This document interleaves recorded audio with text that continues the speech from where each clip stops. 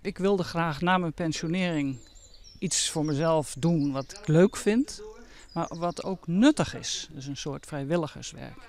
Op dit moment zijn er maar 2 in opleiding, terwijl de opleidingscapaciteit in Drachten in dit geval veel groter is.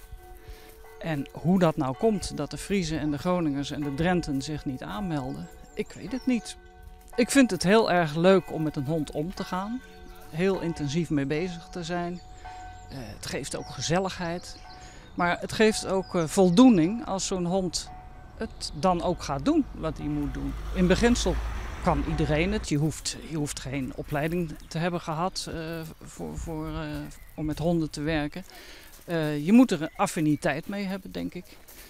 Rustig zijn, consequent zijn, tijd hebben.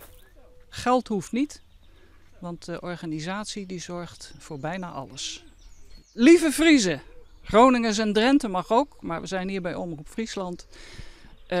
Als je er wat voor voelt, meld je aan. Het is heel belangrijk als er geen gastgezinnen zijn die dit voor een jaar willen doen, komen er ook geen blinde geleidehonden. Het is een voorwaarde. Een jaar bij een gastgezin, dan nog 6 maanden naar de school in Almere. En vervolgens wordt er geprobeerd om een match te maken met jouw hond en een visueel gehandicapte. Kan een blinde zijn, kan een slechtziende zijn. En dan krijgt die persoon ook nog persoonlijk les aan huis als de match er is. Dus je wordt zomaar niet weggegeven aan die blinden. Er wordt allemaal heel precies begeleid.